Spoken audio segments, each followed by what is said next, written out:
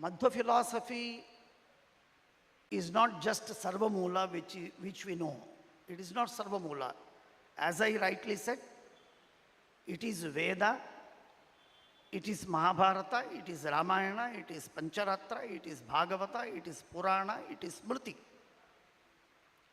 Everything is included in Madhva Shastra. When Madhva says he has authored, he has written Sarvamoola, of course, no doubt about it. It is not only the Sarvamoola which we have to understand, but we have got to understand the Veda, Mahabharata, Ramayana, Purana, Pancharatra, and so on. So Madhvacharya's Sarvamoola is called as Upaya Grantha.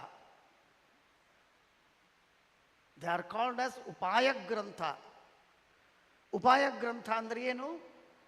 ಮಹಾಭಾರತವನ್ನು ಅರ್ಥ ಮಾಡಿಕೊಳ್ಳುವುದಕ್ಕೆ ತಾತ್ಪರ್ಯ ನಿರ್ಣಯದಂತಹ ಗ್ರಂಥಗಳು ನಿಮಗೆ ಸಹಾಯ ಮಾಡ್ತವೆ. That's all. ಮಧ್ವಾಚಾರ್ಯರ ಭಾಷ್ಯವಿದೆ, ಉಪನಿಷತ್ ಭಾಷ್ಯಗಳು, ಗೀತಾ ಭಾಷ್ಯ, ಬ್ರಹ್ಮಸೂತ್ರ ಭಾಷ್ಯ.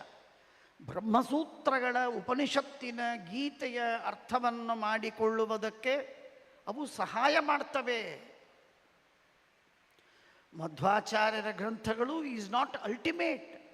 He never said that it is ultimate. Ultimate is Upanishad. Ultimate is Brahma Sutra. Ultimate is Mahabharata. So ಶಾಸ್ತ್ರ ಅಂದರೆ ಏನು ಅಂದಾಗ ಮಧ್ವಾಚಾರ್ಯರೇ ಹೇಳುವಂತೆ ಋಗ್ವೇದ, ಯಜುರ್ವೇದ, ಸಾಮವೇದ, ಅಥರ್ವವೇದ, ಮಹಾಭಾರತ, ಪಂಚರಾತ್ರ, ರಾಮಾಯಣ, ಪುರಾಣಗಳು ಹಾಗೂ ಸ್ಮೃತಿಗಳು ಯಚ್ಛಾನುಕೂಲಮೇತಸ್ಯ, ಇವುಗಳು ಶಾಸ್ತ್ರ.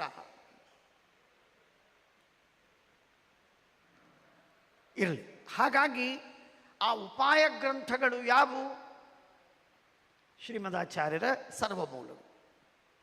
ಆದ್ದರಿಂದ ಈ ಮಧ್ವಾಚಾರ್ಯರ ಸರ್ವಮೂಲಗಳ ಉಪಾಯ ಗ್ರಂಥಗಳನ್ನು ತಿಳಿದುಕೊಂಡು ತದ್ವಾರ ನಾವು ಉಪನಿಷತ್ತಿನ ಅರ್ಥ ನಮಗೆ ಸ್ಪಷ್ಟವಾಗಬೇಕು, ಗೀತೆಯ ಅರ್ಥ ನಮಗೆ ಸಿದ್ಧವಾಗಬೇಕು, ಬ್ರಹ್ಮಸೂತ್ರಗಳ ಅರ್ಥ ನಮಗೆ ಪರಿಪೂರ್ಣವಾಗಿ ನಮ್ಮ ಯೋಗ್ಯತೆಗೆ ತಕ್ಕಂತೆ ನಾವು ಮಾಡಿಕೊಳ್ಳಬೇಕು. ಇದು ಮುಖ್ಯವಾದ.